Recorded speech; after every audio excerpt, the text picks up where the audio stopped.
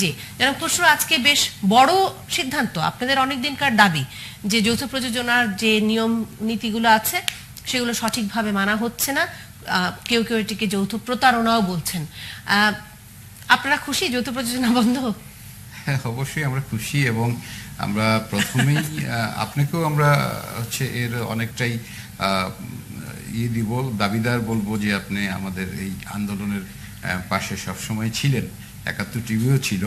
তো আমরা এখান থেকে বুঝতে হবে যে আমরা আজকে যে সিদ্ধান্তটা হয়েছে সেটাই সঠিক ছিল।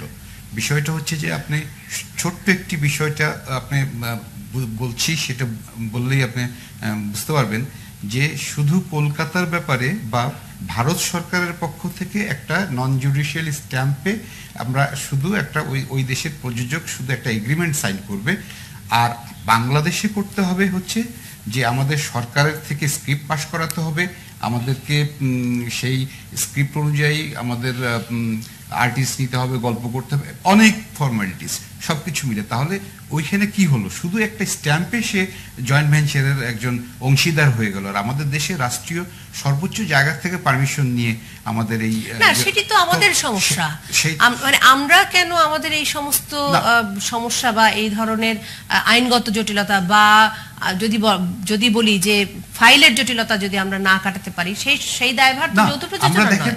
আমরা তাহলে কি হচ্ছে, এই একটা স্ট্যাম্পের কারণে শুধু তারা একটা স্ট্যাম্প দিচ্ছে, তাতে কি হচ্ছে, ওইখানে তো লোকাল মুভি, ওইখানে তো আমাদের বাংলাদেশের আগে যেরকম ছিল আমাদের অবিচার, আমাদের যে পদ্মা নদীর মাঝি, সবসময় দুই বাংলাতেই সেটা বিষয় ছিল যে পোস্টারে প্রথমেই উপরে বড় করে লেখা থাকতো যে বাংলাদেশ এবং ভারত যৌথ প্রযোজনা চলচ্চিত্র।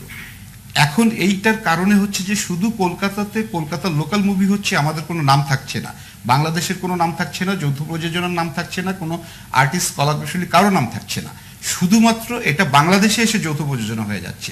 তাহলে কি হচ্ছে, কলকাতার একটা সম্পূর্ণ লোকাল চলচ্চিত্র সেইখানে সম্পূর্ণ ব্যবসা করার পর বাংলাদেশের বাজারটা ধরার জন্য এখানে এসে জয়েন্ট ভেঞ্চার না, কিন্তু আমরা এই অন্যায়ের প্রতিবাদিত আমরা করেছি। জি জনাব খসরু, আমি অনিয়মের বিরুদ্ধেই আমরা ছিলাম। দুটো প্রশ্ন আমি করতে চাই। একটি হচ্ছে যে যৌথ প্রযোজনার ছবিগুলোর মধ্যে যেটি অনেকেই বলছেন যে একটি বড় সুবিধা এখানে বড় ধরনের লগ্নি হয়, যেহেতু দুই পক্ষ থেকেই প্রযোজনা করা হয়, ভারত বাংলাদেশ দুই পক্ষ থেকেই প্রযোজনা করা হয়, বড় লগ্নি হয়, যে লগ্নির কারণে সেটির মান ভালো হয়, সেটির প্রিন্ট ভালো হয়, সেটির এডিটিং ভালো হয়, সেটির লোকেশন ভালো হয়, ইত্যাদি ইত্যাদি, এবং সেই কারণে ছবির দর্শকপ্রিয়তা বৃদ্ধি পাওয়ার একটা সম্ভাবনা তৈরি হয়।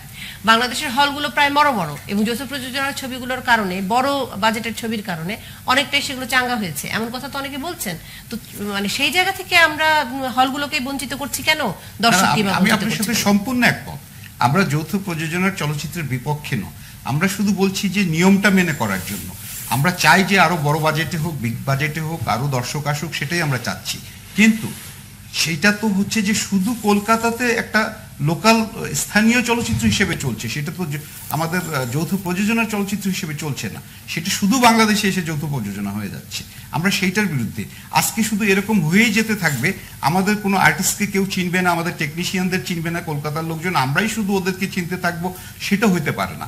এইটা একটা অসম একটা জায়গা। এটি কি একমাত্র কারণ? এটি কি একমাত্র কারণ? যেহেতু এটা একমাত্র কারণ না, এটা একমাত্র কারণ না। যৌথ প্রযোজনার নামে যেগুলো হয়েছে, এই ইদানিংকালে দুটো চলচ্চিত্র নিয়ে কথা উঠেছে, বস 2 এবং নবাব, সেখানে শুধুমাত্র বাংলাদেশে যেখানে বলা আছে যৌথ প্রযোজনার নীতিমালাতে প্রত্যেক দেশের সমান সংখ্যক আর্টিস্ট, সমান সংখ্যক টেকনিশিয়ান এবং পরিচালক এদেশের থেকে ওই দেশ থেকে সবই সমান সংখ্যক থাকতে হবে। সেখানে হয়েছে যে একটি এবং দুইটি একটি চলচ্চিত্রের দুইজন আর্টিস্ট এখান থেকে নিয়ে 2 শিফট মাত্র কাজ করিয়েছে, এবং সেখানে বলা হচ্ছে যে 2 দেশেই শুটিং হবে। সেক্ষেত্রে কোনো দেশেই শুটিং, শুধু একমাত্র কলকাতাতে শুটিং হয়েছে, বাংলাদেশে কিন্তু এটি তো নির্ভর করে জনাব খসরু, এটি তো নির্ভর করে ছবির কাহিনীর উপর। তাহলে নীতিমালার তো তাহলে দরকার কি? না, আমি পরিষ্কারভাবে বলা, আমি একটু যদি আপনাকে উদাহরণ দিয়ে বলি, পদ্মা নদীর মাঝির শুটিং কত শতাংশ ভারতে হয়েছে? পদ্মা নদীর মাঝি আপনার বাংলাদেশে প্রায় 50-60 মতো কাজ হয়েছে, তার চেয়ে বেশি 80% কাজ বাংলাদেশে হয়েছে, কারণ সেটি প্রেক্ষাপট বাংলাদেশ, এবং 80% কলাকুশলী বাংলাদেশের ছিল, কারণ সেটির প্রেক্ষাপট সম্পূর্ণ বাংলাদেশ ছিল। মানে সেটি তো নির্ভর করে ছবির প্রেক্ষাপটের উপর। এখন যদি ছবির প্রেক্ষাপট হয় থাইল্যান্ডে, তাহলে সেটি শুটিং কি করে সেটি বাংলাদেশে করতে পারবে? না না, আমি আমি আরেকটি বিষয় জানতে চাচ্ছিলাম যে এক্ষেত্রে ছবির যে দুটি ছবির কথা বললেন, বস 2 এবং নবাব, এই ছবি দুটি নিয়ে বা এই ছবির কোয়ালিটি নিয়ে কোনো কোশ্চেন আছে কিনা আপনাদের? ছবির কোয়ালিটি নিয়ে অবশ্যই কোশ্চেন যেটা থাকে সেটা হচ্ছে যে ভাষাগত দিক থেকে আমরা তো সেই কলকাতার সেই ভাষাটাই এখানে অ্যাকচুয়ালি আমাদের দেশে আমরা দেখতে পাচ্ছি। তো সেটা আসলে কলকাতার ভাষার বাংলাদেশের আমাদের ভাষা কিন্তু এক না, এই জায়গাটায় ব্যাপক পার্থক্য আছে। সেই জায়গাটাতেও দেখতে হবে, সেইটা একটা গেল। আর হচ্ছে যে আর বিশেষ করে এখানে তো আমাদের শিল্পীরা, আমাদের কলাকুশলীরা এরা বঞ্চিত হলো, এই বিষয়টা সবার আগে। এই বিষয়টি নিয়ে আমার জানা খুশি একটা প্রশ্ন আছে, সেটি হলো যে ওখান থেকে বলা হয় যে আমাদের কলাকুশলীরা যথেষ্ট পারঙ্গম নয়, ওই যে প্রযুক্তিতে তারা কাজ করছে সেই প্রযুক্তির সাথে অনেক ক্ষেত্রে বাংলাদেশের টেকনিশিয়ানরা পরিচিতই নয়, সেক্ষেত্রে তাদেরকে সমান সংখ্যক নিয়ে একটি ছবি নামানো সম্ভব না। এটা একদমই ঠিক না, পারঙ্গম নয় এই কথাটার সাথে আমি একমত নই। কারণ হচ্ছে যে আমাদের এখানে অনেক জানাশোনা পড়াশোনা করে সার্টিফিকেট নিয়ে এসে কাজ করছে এখন আমাদের অনেক। তাহলে আমাদের দেশের ছবির মান এরকম হয় না কেন? আমি যদি আপনি দেখেন আমাদের ইয়ে হয়েছে না, আমাদের কয়দিন আগে যে আমাদের ইয়ে হয়েছে আপনার হচ্ছে বাপজানের বায়োস্কোপ হয়েছে, আমাদের হচ্ছে আয়নাবাজি হয়েছে না, আয়নাবাজি তো মাসের পর মাস হল থেকে নামাতে পারেনি না, সেটি তো একটি ভিন্ন ধরনের ছবি।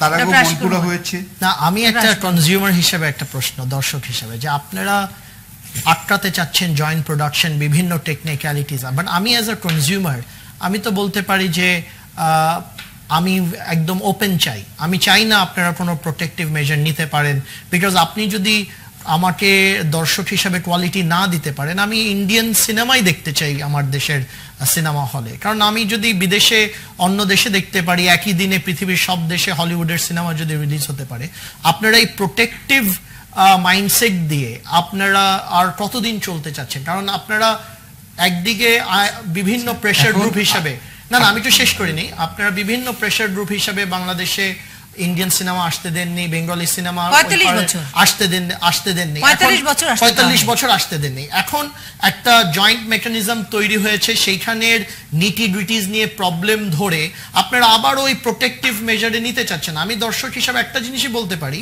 যে আপনারা যদি কোয়ালিটি না প্রডিউস করতে পারেন, লেট পিপল যারা বানাতে পারছে ওদের যৌথ প্রযোজনা বলার দরকার নেই, আমি ভারতীয় সিনেমাই দেখবো। কারণ আমি যদি ভারতীয় গাড়ি ব্যবহার করতে পারি, শাড়ি ব্যবহার করতে পারি, কাপড় ব্যবহার করতে পারি, সেই জায়গায় তো আমি একই আর্গুমেন্ট দিতে পারবো যে আমার শিল্প ধ্বংস হচ্ছে, আমার কাপড় ধ্বংস হচ্ছে। বড় কথা হচ্ছে 45 বছর এই প্রোটেকশন দিয়ে তো কোনো লাভ হয়নি।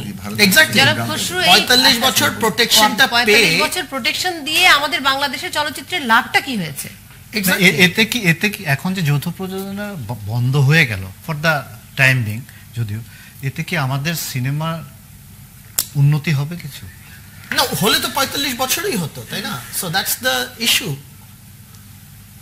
আপনার কথার উত্তরে বলছি, সেটা হচ্ছে যে হ্যাঁ, আমাদের এইটুকুই বাকি আছে, আমাদের যে কৃষ্টি কালচার, আমাদের যে সংস্কৃতি, এইটাই শুধু বাকি আছে, যে আমাদের এখানে হিন্দি মুভি চালানোর জন্য, আমাদের ইন্ডিয়ান মুভি অবাধে চলার জন্য এইটুকুই আমাদের দেশে বাকি আছে। সেটুকু আপনারা চাইলে হবে, অসুবিধা নেই, আমরা তো সেটার বিরুদ্ধে বলে যাচ্ছি। আমরা আসলে এটা তো হচ্ছে যে স্বাধীনতোত্তর বঙ্গবন্ধু এটাকে প্রোটেকশন দিয়ে গিয়েছে আমাদের চলচ্চিত্রকে। এখন আমি বলি আপনার, আমরা হচ্ছে যদি আমরা খেলতে পারবো, আমরা খেলবো, আবাহনী মোহামেডান খেলা হতে পারে, কিন্তু আবাহনীর সাথে একটা থার্ড ডিভিশনের একটা টিম খেলতে পারে। আমরা আজকে 100 কোটি টাকা আজকে চলচ্চিত্র 100 কোটি টাকা চলচ্চিত্র আমরা কিভাবে আমরা আমাদের চলচ্চিত্রকে খেলছেন কেন? আমরা একটা 100 কোটি টাকা চলচ্চিত্রের সাথে আমরা কিভাবে আমরা চলচ্চিত্রের সাথে যে বাজেটের সম্পর্ক আছে, এটি তো একটি ভ্রান্ত ধারণা। সারা পৃথিবীর বহু চলচ্চিত্র শিল্প প্রমাণ করেছে যে চলচ্চিত্রের সাথে বাজেটের আসলে তেমন কোনো সম্পর্ক নেই। না, ইরানি চলচ্চিত্রে যে বাজেটের ছবি করা হয়, ইরানি চলচ্চিত্রে যে বাজেটের ছবি করা হয়, সেই বাজেটে আপনি একমত না হতে পারেন, কিন্তু ইরানি চলচ্চিত্রে যে বাজেটে ছবি করা হয় সেই বাজেটে বাংলাদেশে আর বাংলাদেশের চলচ্চিত্রের চেয়ে অর্ধেক বাজেটে ইরানি চলচ্চিত্রের ছবি করা হয় এবং ইরান সারা বিশ্বের সবচেয়ে উন্নত মানের চলচ্চিত্র তৈরি করা একটি চলচ্চিত্র শিল্পের একটি দেশ। কোরিয়ান ছবিতে যে বাজেটে ছবি করা হয় সেই বাজেটে বাংলাদেশে একটি চলচ্চিত্র করা সম্ভব হবে না, কিন্তু কোরিয়া পৃথিবীর সবচেয়ে চলচ্চিত্র শিল্পে উন্নততম একটি দেশ। সুতরাং বাজেটের সাথে চলচ্চিত্রের সম্পর্ক নেই। আমি যদি প্রত্যেকটা জায়গায় কালচারাল ইরোশনকেই আর্গুমেন্ট আনি, তাহলে বাংলাদেশে শার্ট আর ট্রাউজার পরা ব্যাংক করে দেন। ভারতীয় মুভির জন্য অবাধ করে দেওয়া হোক বাজারটি, এই জায়গাটাই বারবার কথা বলছেন। ভারতীয় মুভি কেন, সারা বিশ্বের চলচ্চিত্রের জন্য বাংলাদেশ কেন উন্মুক্ত হবে না? কেন ভারতীয় মুভির জন্য হবে সেটি বলে আপনারা ভাবছেন? আমরা অবশ্যই আমাদের চলচ্চিত্র নিয়েই ভাবছি। আমরা ভাবছেন কেন যে ইন্ডিয়ান মুভির জন্য উন্মুক্ত করে দেওয়া হবে? সারা বিশ্বের জন্য উন্মুক্ত করে দেওয়া হোক না বাংলাদেশের বাজার। হ্যাঁ, অবশ্যই আমরা সব ধরনের ছবি দেখি। আমরা সারা বিশ্ব উন্মুক্ত হচ্ছে। আপনারা সেই দাবিটি কেন করছেন না? আমরা ভালো ছবিও দেখি। আমরা সেটাও চাচ্ছি, কিন্তু বুঝতে হবে যে আপনি আমাদের আপনি যে বললেন যে আমাদের যে চলচ্চিত্র আমরা যে বাজেটে নির্মাণ করি, আপনি কি মানে এটা কি আসলে ঠিক বলছেন যে আমাদের এই বাজেটের আমরা 1 কোটি টাকার একটা চলচ্চিত্র নির্মাণ করি? আপনি এখনই এটি যদি একটু সার্চ দেন তাহলে আপনি বুঝতে পারবেন। আপনাকে আমি বলছি গত বছর আমি একটু আপনাকে সাহায্য করি জনাব খসরু, আমি আপনাকে একটু সাহায্য করি জনাব খসরু, আমি আপনাকে একটু সাহায্য করি জনাব খসরু। আপনাকে গত বছর অস্কার প্রাপ্ত ইরানিয়ান যে ছবিটি সেপারেশন, সেই ছবিটি 2-3টে ঘরে চিত্রায়িত ছবি, এবং সেই ছবির মতন অজস্র ছবি ইরানি ফিল্ম মেকাররা বানিয়ে যাচ্ছেন। আমি আপনাকে একটু সাহায্য করলাম, আপনি একটু দেখে নেবেন বাসায় গিয়ে। আপনি যদি সেইভাবে আপনি যদি সেটা বলে থাকেন, আমিও আপনার সাথে সেই কথাই বলবো। আমি আয়নাবাজির কথা বলেছি, আপনি বলছেন এটা এক্সেপশনাল, তাহলে আমিও এটা ধরে নিব যে ইরানের ওই ছবিটাও এক্সেপশনাল। না, ইরানের সিনেমার কোয়ালিটি অন এভারেজ বেটার। ইরানের ছবির ধারার ব্যাপারে যদি আমরা আরেকটু জানি তাহলে বুঝতে পারবো যে ইরানের এই ছবিটা এক্সেপশনাল নয়। আমি যাই হোক এই তর্কে আপনার কাছে যেতে চাই না, কিন্তু আমি আবার আপনার কাছে জানতে চাইবো এবং প্রশ্নটি রেখে আমি যেতে চাইবো।